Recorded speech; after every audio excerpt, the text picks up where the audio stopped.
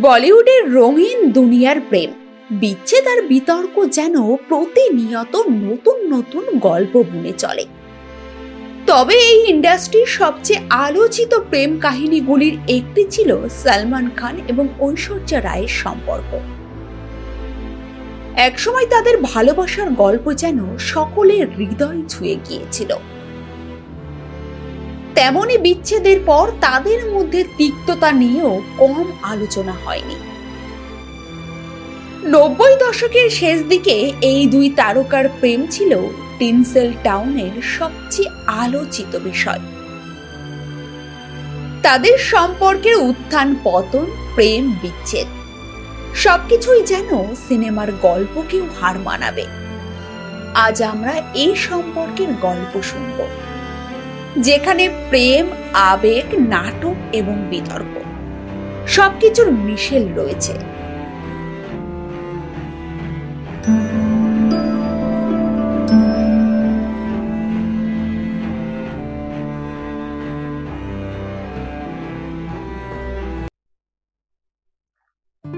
সালমান খান বলিউডের ভাইজান, তখন সাফল্যের শীর্ষে, আর ঐশ্বর্যা রায় সত্য বিশ্ব সুন্দরীর খেতাব জিতে বলিউডে পা রেখেছেন।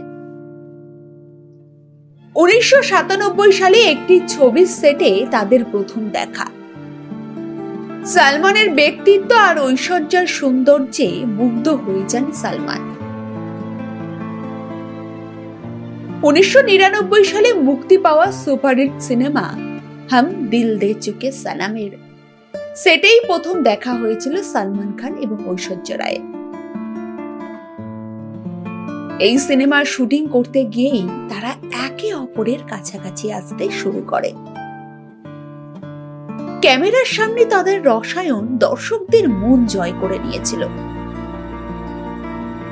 আর বাস্তব জীবনেও তারা একে অপরের প্রতি দুর্বল হয়ে পড়েন।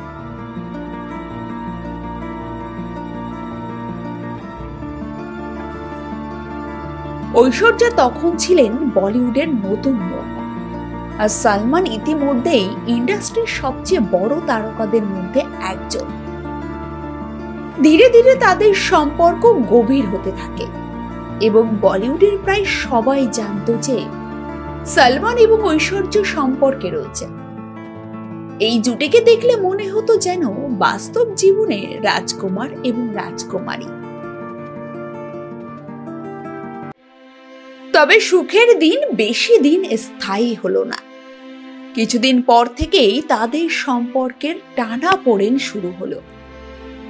শোনা যায় সালমান খান ছিলেন অত্যন্ত অধিকার পরায়ণ এবং তিনি ঐশ্বর্যকে নিয়ে খুব বেশি পজেসিভ হয়ে গিয়েছিলেন।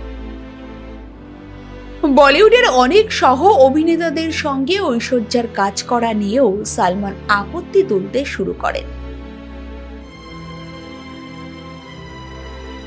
এদিকে ঐশ্বর্যা ছিলেন স্বাধীন চেতা এবং কেরিয়ার নিয়ে সিরিয়াস। অন্যদিকে সালমানের ছিল তীব্র ভালোবাসা, তবে সেই ভালোবাসার মধ্যে ছিল অসহনশীলতা। শোনা যায় সালমান মাঝরাতে ঐশ্বর্যার বাড়ির সামনে গিয়ে ঘন্টার পর ঘন্টা দাঁড়িয়ে থাকতেন এবং তার পরিবারকে পর্যন্ত বিরক্ত করতেন।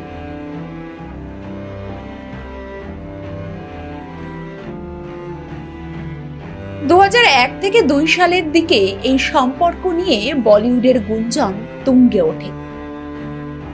সংবাদ মাধ্যমে নানান ধরনের খবর আসতে থাকে।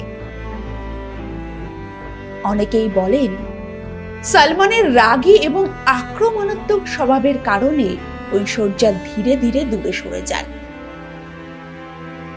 একটি সাক্ষাৎকারে ঐশ্বর্যা নিজেই বলেছিলেন তিনি এই সম্পর্ক থেকে বেরিয়ে আসতে বাধ্য হয়েছেন, কারণ এটি তার জন্য বিষাক্ত হয়ে উঠেছিল।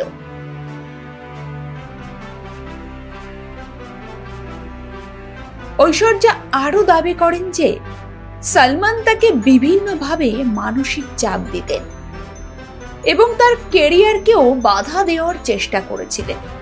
তিনি বলেন, আমি সালমানের সঙ্গে সম্পর্ক শেষ করার পরেও তিনি আমাকে ফোন করতেন, হুমকি দিতেন। এবং এমনকি আমার সহ অভিনেতাদের সঙ্গেও ঝামেলা করতেন।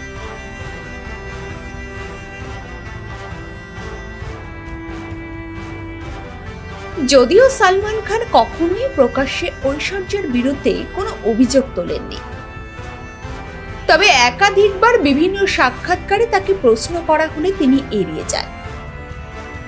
কিন্তু সালমানের বন্ধুরা বলেন তিনি ঐশ্বর্যাকে সত্যিই খুব ভালোবাসতেন এবং তাকে হারানোর পর তিনি মানসিকভাবে খুবই ভেঙে পড়েছিলেন।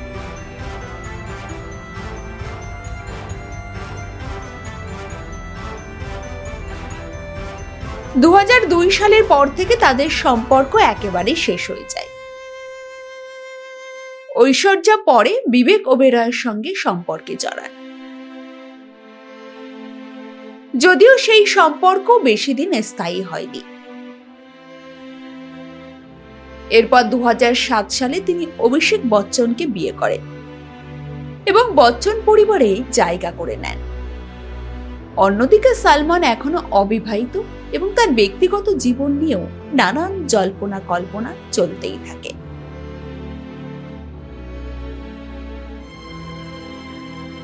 বিচ্ছেদের পর দীর্ঘদিন একে অপরের মুখোমুখি হননি সালমান এবং ঐশ্বর্য। 2008 সালে একবার একটি অ্যাওয়ার্ড অনুষ্ঠানে তারা মুখোমুখি হন, তবে কেউ কারোর সঙ্গে কথা বলেননি। আজ পর্যন্ত তারা একে অপরকে এড়িয়ে চলেন এবং বলিউডের পার্টি, বিভিন্ন অনুষ্ঠানে তাদেরকে কিন্তু একসঙ্গে দেখা যায় না।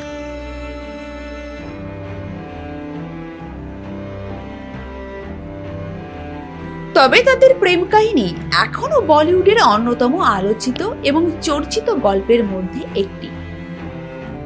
ভক্তরা আজও এই সম্পর্ক নিয়ে আলোচনা করেন এবং অনেকেই মনে করেন যে যদি সালমান খান এবং ঐশ্বর্যের সম্পর্ক টিকে থেকে যেত তাহলে বলিউডের ইতিহাসটা হয়তোবা অন্যরকম হতো।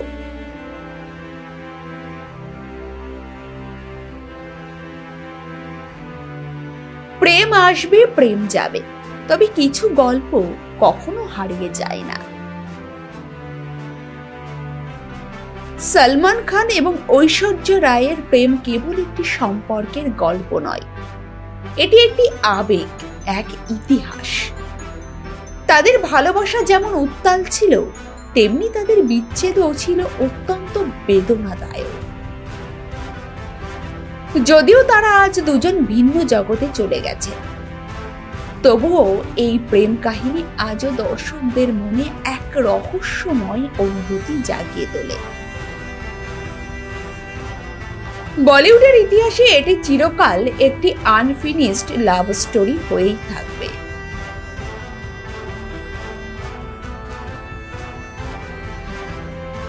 আপনাদের কি মনে হয়, সালমান এবং ঐশ্বর্যের সম্পর্ক যদি টিকে যেত তাহলে বলিউডে কি ভিন্ন কিছু ঘটতে পারত?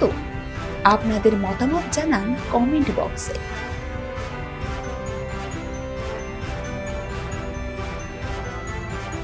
আর যদি এই ভিডিওটি ভালো লেগে থাকে তাহলে লাইক দিন, শেয়ার করুন আর আমাদের চ্যানেলটি সাবস্ক্রাইব করতে ভুলবেন না। ধন্যবাদ, দেখা হবে পরবর্তী ভিডিওতে।